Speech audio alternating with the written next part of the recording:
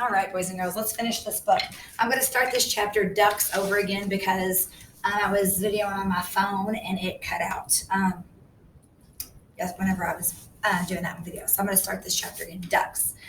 The day before the last day of school, Mr. Tushman called me into his office to tell me they had found out the names of the seventh graders from the nature retreat. He read off a bunch of names that didn't mean anything to me, and then he said the last name, Edward Johnson. I nodded. You recognize the name? He said. They called him Eddie. Right. Well, they found this in Edward's locker. He handed me what was left of my hearing aid headband. The right piece was completely gone and the left was mangled. The band was that connected the two, the Lobot part, was bent down in the middle. His school wants to know if you want to press charges, said Mr. Tushman. I looked at my hearing aid. No, I don't think so, I shrugged. I'm being fitted for new ones anyway. Why don't you talk about it with your parents tonight? I'll call your mom tomorrow to talk about it with her too. Would they go to jail? I asked. No, not jail, but they'd probably go to juvie court, and maybe they'll learn a lesson that way. Trust me, that Eddie kid is not learning any lessons, I joked. He sat down beside my desk. Augie, why don't you sit down a second, he said. I sat down. All the things on his desk were the same as when I first walked into his office last summer. The same mirrored cube, the same little globe floating in the air. That felt like ages ago. Hard to believe this year's almost over, huh? He said, almost like he was reading my mind. Yeah.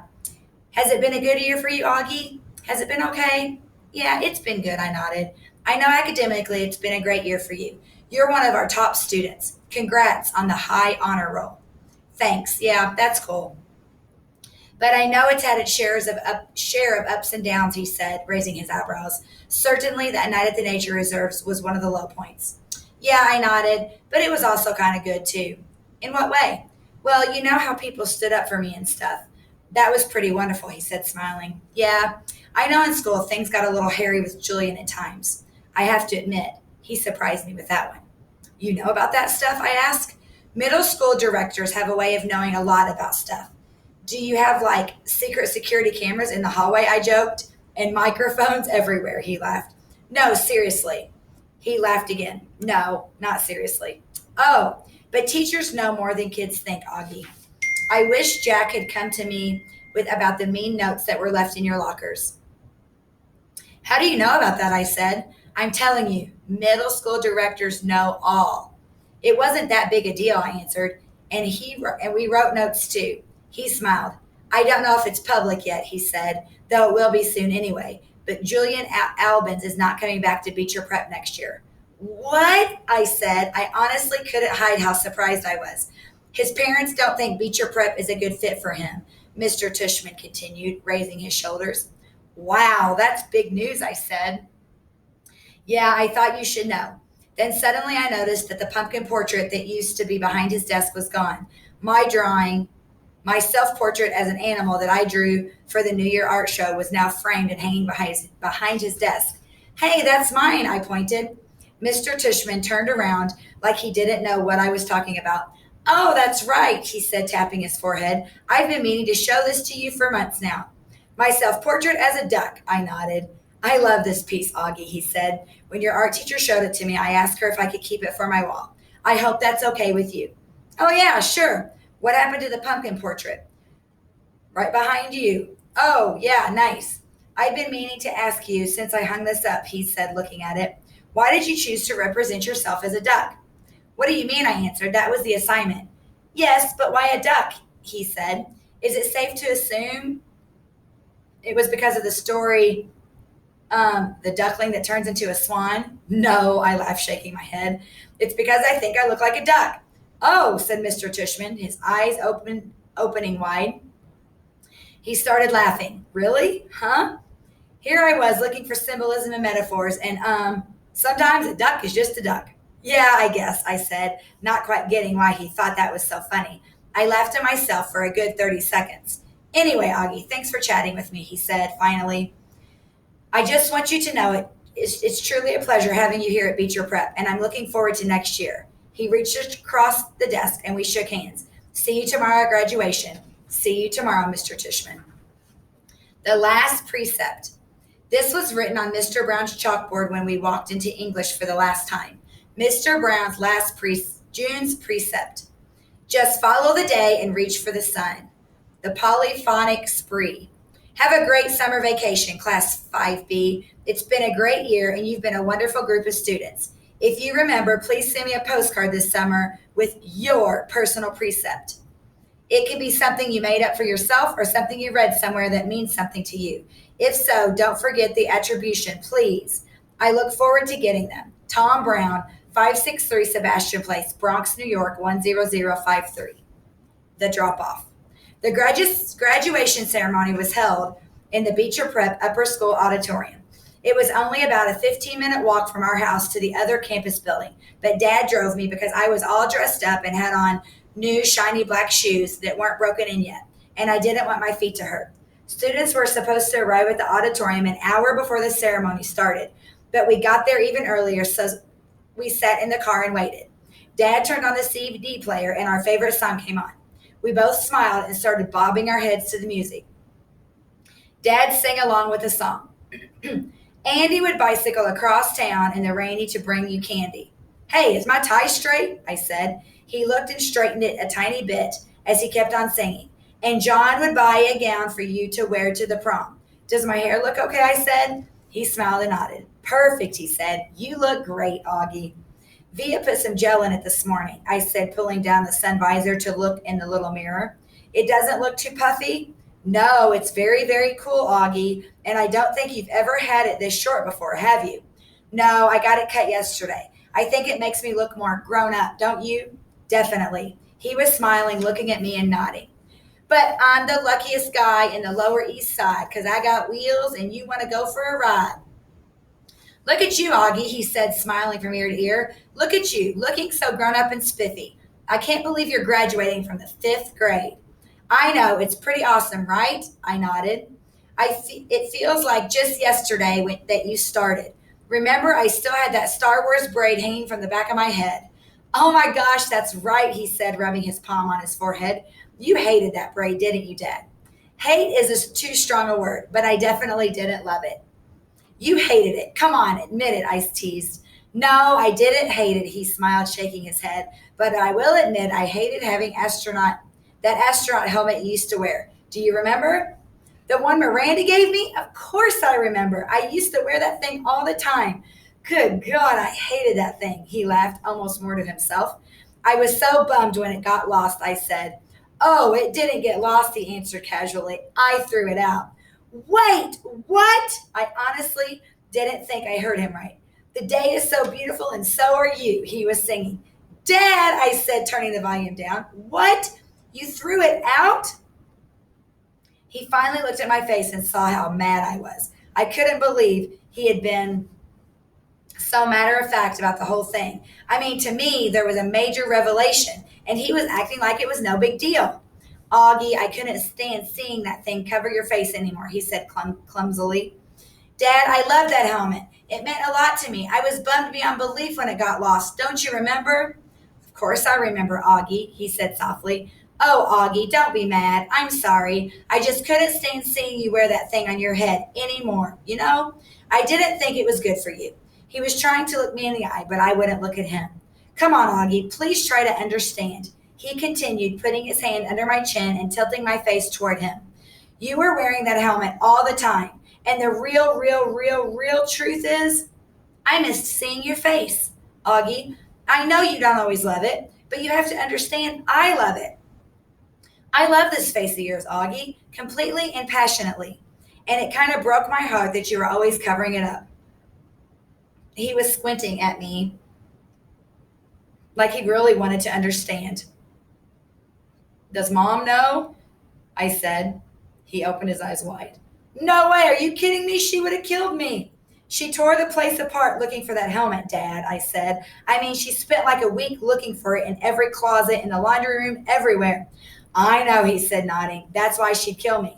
And then he looked at me, and something about his expression made me start laughing, which made him open his mouth wide, like he just realized something. Wait a minute, Augie, he said, pointing his fingers at me. You have to promise me you will never tell Mom anything about this. I smiled and rubbed my palms together like I was about to get greedy. Let's see, I said, stroking my chin. I'll be wanting that new Xbox that comes out next month. And I'll definitely be wanting my own car in about 6 years. A red Porsche would be nice. And he started laughing. I love it when I'm the only one who makes Dad laugh, since he's usually the funny man that gets everybody else laughing. Oh boy, he said, shaking his head. You really have grown up. The part of the song we loved to sing was the most started to play, and I turned up the volume. We both started to singing. I'm the ugliest guy on the Lower East Side, and I've got wheels, and you want to go for a ride. Want to go for a ride? Want to go for a ride? Want to go for a ride? I always sang the last part at the top of my lungs, trying to hold out that last note as long as the guy who sang the song, which always made us crack up. While we were laughing, we noticed Jack had arrived and was walking over to our car. I started to get out. Hold on, said Dad. I just want to make sure you've forgiven me, okay? Yes, I forgive you. He looked at me gratefully. Thank you. But don't ever throw anything else of mine again without telling me. I promise. I opened the door and got out just as Jack reached our car. Hey, Jack, I said. Hey, Augie. Hey, Mr. Pullman, said Jack. How you doing, Jack? Said Dad. See you later, Dad, I said, closing the door. Good luck, guys, Dad called out, rolling down the front window. See you on the other side of fifth grade. We waved as he turned on the ignition and started to pull away. But then I ran over and stopped the car. I put my head in the window so Jack couldn't hear what I was saying. Can you guys not kiss me a lot after graduation? I asked quietly. It's kind of embarrassing. I'll try my best. Tell Mom too, okay? I don't think she'll be able to resist, Augie, but I'll pass it along. Bye, dear old Dad. He smiled. Bye, my son, my son. All right, take your seats, everyone. Jack and I walked right behind a couple of sixth graders in the building and then followed them to the auditorium. Miss G was at the entrance handing out the programs and telling kids where to go. Fifth graders down the aisle to the left, she said. Sixth graders go to the right. Come on, everyone come in. Come in. Good morning. Go to your staging areas. Fifth graders to the left, sixth graders to the right. The auditorium was huge inside. Big sparkling chandeliers, red velvet walls, rows and rows and rows of cushioned seats leading up to the giant stage. We walked down the wide aisle and followed the signs to the fifth grade staging area, which was in the big room to the left of the stage. Inside were 4 rows of folding chairs facing the front of the room, which is where Miss Rubin was standing, waving us in as soon as we walked in the room. Okay, kids, take your seats, she was saying, pointing to the row of chairs. Don't forget you're sitting alphabetically. Come on, everybody, take your seats. Not too many kids had arrived yet, though, and the ones who had weren't listening to me. Me and Jack were sword fighting with our rolled up programs. Hey, guys, it was Summer walking over to us. She was wearing a light pink dress and I think a little makeup. Wow, Summer, you look awesome, I told her, because she really did. Really? Thanks, you do too, Augie. Hey, you look okay, Summer, said Jock, kind of matter-of-factly. And for the first time, I realized that Jack had a crush on her. This is so exciting, isn't it, said Summer. Yeah, kind of, I answered, nodding. Oh, man, look at this program, said Jack, scratching his forehead. We're going to be here all freaking day. I looked at my program. Headmaster's opening remarks, Dr. Harold Jansen. Middle school director's address, Mr. Lawrence Tushman. Light and Day, middle school choir. Fifth grade student commencement address, Exmena Chen. Patchable, Canon and D, middle school chamber music ensemble. Sixth grade student commencement address, Mark Antoniak. Under Pressure, middle school choir. Middle school dean's address, Miss Jennifer Rubin. Awards presentation, see back. Roll call of names. Why do you think that, I asked? Because Mr. Jansen's speeches go on forever, said Jack. He's even worse than Tushman. My mom said she actually dozed off when he spoke last year, Summer added. What's the awards presentation, I asked. That's where they give medals to the biggest brainiacs, Jack answered, which would mean Charlotte and Exmena will win everything in fifth grade, just like Charlotte won everything in fourth grade and in third grade. Not in second grade, I laughed. They don't give those awards out in the second grade, he answered. Maybe you'll win this year, I joked. Not unless they give an award for the most C's, he laughed. Everybody take your seats, Mr. Rubin started yelling louder now. like she was getting annoyed that nobody was listening. We have a lot to get through, so take your seats. Don't forget you're sitting in alphabetical order. A through G in the first row, H through N in the second row, O through Q in the third row, R through Z in the last row. Let's go, people. We should go sit down, said Summer, walking toward the front section. You guys are definitely coming over to my house after this, right? I called out after her. Definitely, she said, taking her seat next to Xmena Chen. When did summer get so hot? Jack muttered in my ear. Shut up, dude, I said, laughing. We headed towards the third row. Seriously, when did that happen? He whispered, taking the seat next to mine.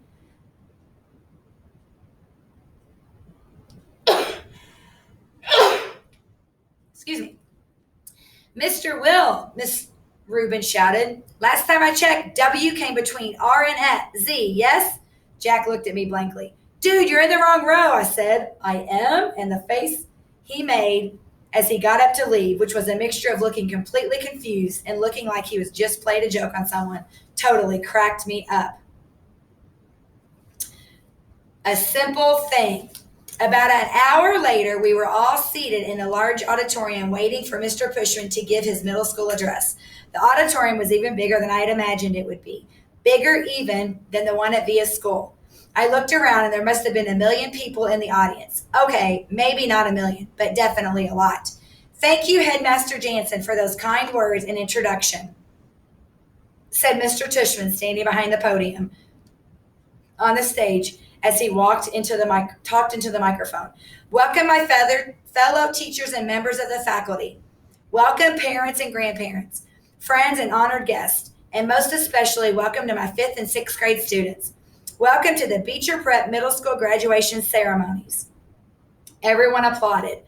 Every year, continued Mr. Tushman, reading from his notes with his reading glasses way down on the tip of his nose, I am charged with 2 writing commencement addresses, one for the 5th and 6th grade graduation ceremony today, and one for the 7th and 8th grade ceremony that will take place tomorrow.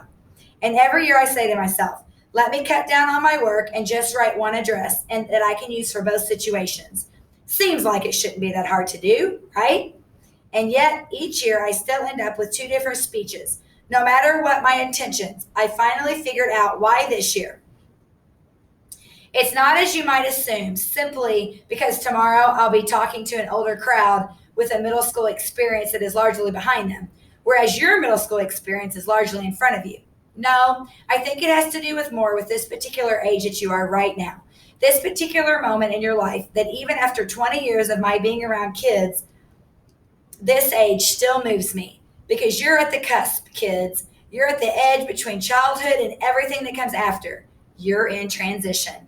We're all gathered here today, Mr. Tushman continued, taking off his glasses and using them to point at the audience, all of your family, friends, and teachers to celebrate not only your achievements of this past year, Beecher Prep middle schoolers, but your endless possibilities. When you reflect on this past year, I want you all to look at where you are now and where you've been. You've all gotten a little taller, a little stronger, a little smarter, I hope. Here's some people in the audience chuckled. But the best way to measure how you've grown isn't by inches or the number of laps you can now run around the track or even your grade point average. Those are things that are important, to be sure. It's what you've done with your time, how you've chosen to spend your days, and whom you've touched this year. That, to me, is the greatest measure of success. There was a wonderful line in a book by J.M. Barrie. And no, it's not Peter Pan. And I'm not going to ask you to clap if you believe in fairies. Here, everyone laughed again. But in another book by J.M. Barrie called The Little White Bird, he writes, he starts flipping through a small book on the podium until he found the page he was looking for. And then he put on his reading glasses. Shall we make a new rule of life? Always to try to be a little kinder than is necessary. Here, Mr. Tushman looked at the audience. Kinder than necessary, he repeated. What a marvelous line, isn't it? Kinder than necessary. Because it's not enough to be kind. One should be kinder than needed. Why I love that line, that concept, is that it reminds me that we carry with us as human beings not just the capacity to be kind, but the very choice of kindness. And what does that mean? How is that measured? You can't use a yardstick. It's like I was saying just before. It's not like measuring how much you've grown in a year. It's not exactly quantifiable, is it? How do you know you've been kind? What is being kind anyway? He put on his reading glasses again and started flipping through another small book. There's another passage in a different book I'd like to share with you, he said. If you'll bear with me while I find it. Here we go. In Under the Eye of the Clock by Christopher Nolan. The main character is a young man who is facing some extraordinary challenges. There's one part where someone helps him, a kid in his class. On the surface, it's a small gesture, but to this young man, whose name is Joseph, it's, well, if you'll permit me. He cleared his throat and read from the book. It was at moments just as these that Joseph recognized the face of God in human form. It glimmered in their kindness to him. It glowed in their keenness. It hinted in their caring. Indeed, it caressed in their gaze. He paused and took off his reading glasses again. It glimmers in their kindness to him, he repeated, smiling. Such a simple thing, kindness. Such a simple thing. A nice word of encouragement when needed. An act of friendship, a passing smile. He closed the book, put it down, and leaned forward. Children, what I want to impact to you today is the understanding of the value of that simple thing called kindness. And that is what I want to leave with you today. I know I'm kind of infamous for my verbosity. Here, everybody laughed again. I guess he was known for his long speeches. But what I want you, my students, to take away from your middle school experience, he continued, is the sure knowledge that in the future you make for yourselves. Anything is possible. If every single person in this room made it a rule that wherever you are, whenever you can, you try to act a little kinder than is necessary, the world really would be a better place. And if you did this, if you act just a little kinder than is necessary, someone else, somewhere, someday, may recognize in you, in every single one of you, the face of God. He paused and shrugged. Or whatever political correct spiritual representation of the universal goodness you happen to believe in, he added quickly, smiling, which got a lot of laughs and loads of applause, especially from the back of the auditorium where their parents were sitting. Awards. I liked Mr. Tushman's speech, but I have to admit I kind of zoned out a little during some of the other speeches. I tuned in again to Miss Rubin starting off reading the names of kids who'd made the high honor roll because we were supposed to stand up when our names were called.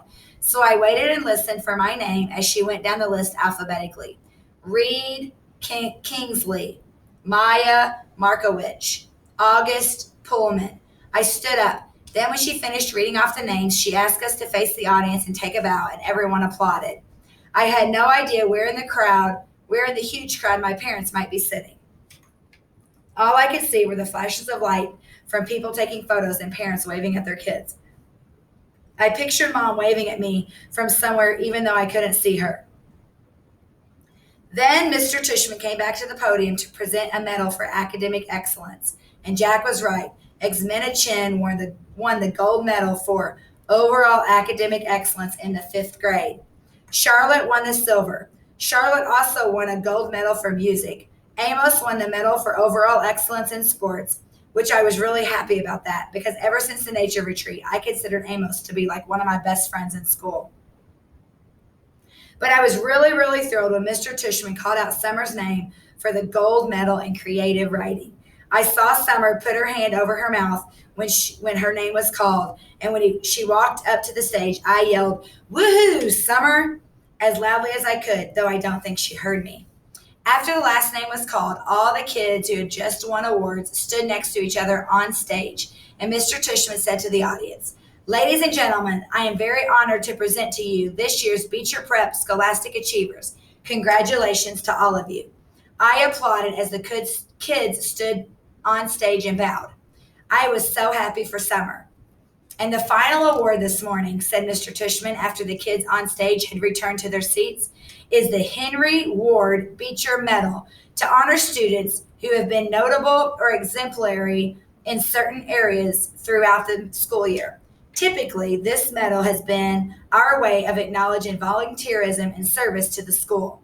I immediately figured Charlotte would get this medal because she organized the coat drive this year. So I was kind of zoned out a bit again. I looked at my watch, 10:56. I was getting hungry for lunch already. Henry Ward Beecher was, of course, the 19th century abolitionist, a fiery sermonizer for human rights, after whom the school was named, Mr. Tushman was saying when I started paying attention again. While reading up on his life in preparation for this award, I came across a passage that he wrote that seemed particularly consistent with the themes I touched on earlier. Themes I've been ruminating upon all year. Not just the nature of kindness, but the nature of one's kindness, the power of one's friendship, the test of one's character, the strength of one's courage. And here the weirdest thing happened. Mr. Tushman's voice cracked a bit, like he got all choked up. He actually cleared his throat and took a big sip of water. I started paying attention for real now to what he was saying. The strength of one's courage, he repeated quietly, nodding and smiling. He held up in his right hand like he was counting off. Courage, kindness, friendship, character. These are all qualities that define us as human beings and propel us on occasion to greatness. And this is what the Henry Ward Beecher Medal is all about, recognizing greatness. But how do we do that? How do we measure things like greatness? Again, there's no yardstick for that kind of thing. How do we even define it? Well, Beecher actually has an answer for that. He put on his reading glasses again, leafed through a book, and started to read. Greatness, wrote Beecher, lies not in being strong, but in the right using of strength. He is the greatest whose strength carries up the most hearts. And again, out of the blue, he got choked up. He put his two index fingers over his mouth for a second before continuing. He is the greatest, he finally continued, whose strength carries up the most hearts by the attraction of his own.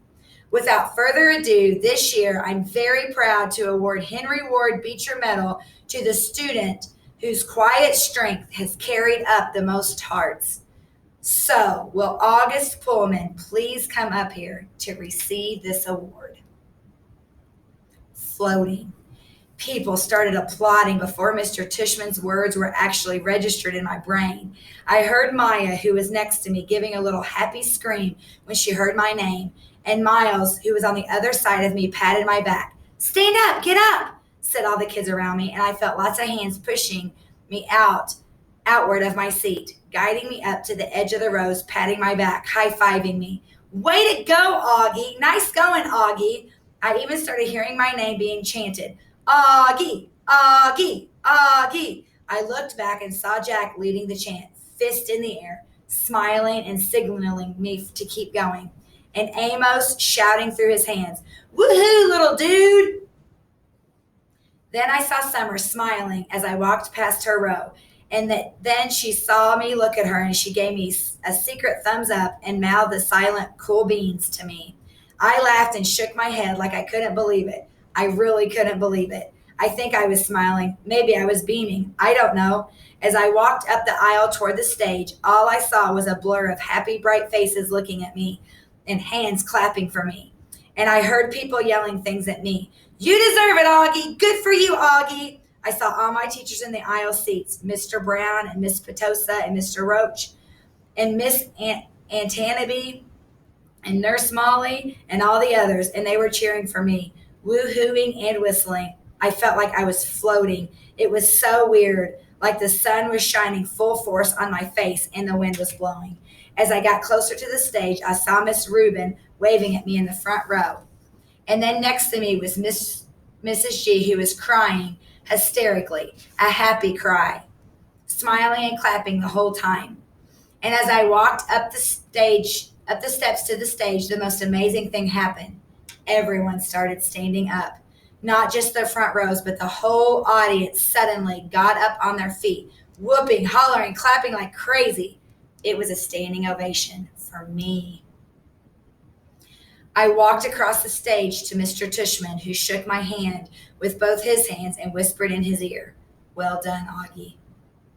Then he placed the gold medal over my head, just like they do in the Olympics, and had me turn to face the audience. I felt like I was watching myself in a movie, almost like someone else.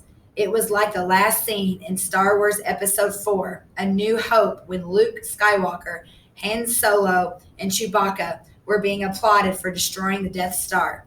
I could almost hear the Star Wars theme music playing in my head as I stood on the stage. I wasn't even sure why I was getting this medal, really. No, that's not true. I knew why. It's like people who see sometimes, and you can't imagine what it would be like to be that person, whether it's somebody in a wheelchair or somebody who can't talk. Only I know that I'm that person to other people, maybe to every single person in that whole auditorium. To me, though, I'm just me, an ordinary kid. But hey, if they want to give me a medal for being me, that's okay. I'll take it. I didn't destroy a Death Star or anything. I like that. But I did just get through the fifth grade, and that's not easy, even if you're not me. Pictures. Afterward, there was a reception for the fifth and sixth graders under a huge white tent in the back of school. All the kids found their parents, and I didn't mind at all when mom and dad hugged me like crazy, or when Via wrapped her arms around me and swung me to the left or right about 20 times. Then Papa and Tata hugged me, and Aunt Kate and Uncle Poe and Uncle Ben, everyone kind of teary-eyed and wet-cheeked. But Miranda was the funniest. She was crying more than anyone and squeezed me so tight that Via had to practically pry her off of me, which made them both laugh. Everyone started taking pictures of me and pulling out their flips. And when Dad got me, Summer, and Jack together for a group shot, we put our arms around each other's shoulders, and the first time I can remember, I wasn't even thinking about my face. I was just smiling a big fat smile for all the different cameras clicking away at me. Flash, flash, click, click, smiling away at Jack's parents, and Summer's mom started clicking. Then Reed and Maya came over. Flash, flash, click, click. And then Charlotte came over and asked if she could take a picture with us. And we were like, sure, of course. And then Charlotte's parents were snapping away at our little group together with everyone else's parents. And the next thing I knew, the two Maxes had come over, and Henry and Miles and Savannah. Then Amos came over, and Xmena. And we were all in a big tight huddle as parents clicked away like we were on the red carpet somewhere. Luca, Isaiah, Nino, Pablo, Tristan, Ellie. I lost track of who else came over. Everybody practically. All I knew for sure is that I was out all laughing and squeezing in tight against each other, and no one seemed to care if it was my face that was next to theirs or not. In fact, I don't mean to brag here, but it kind of felt like everyone wanted to get close to me. The walk home. We walked to our house for cake and ice cream after the reception. Jack and his parents and his little brother Jamie, Summer and her mother, Uncle Poe and Aunt Kate, Uncle Ben, Tata and Papa, Justin and Via and Miranda, Mom and Dad. It was one of those great days in June when the walk was completely blue, the sky was completely blue, and the sun was shining. But it isn't so hot that you wish you were on a beach instead. It was just the perfect day. Everybody was happy. I still felt like I was floating, the Star Wars hero music in my head.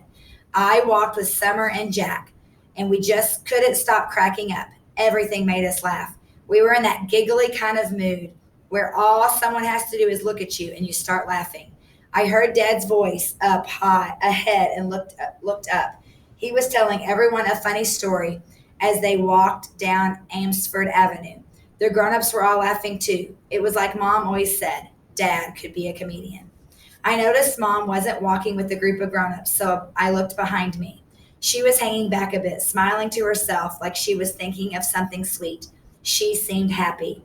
I took a few steps back and surprised her by hugging her as she walked. She put her arm around me and gave me a squeeze.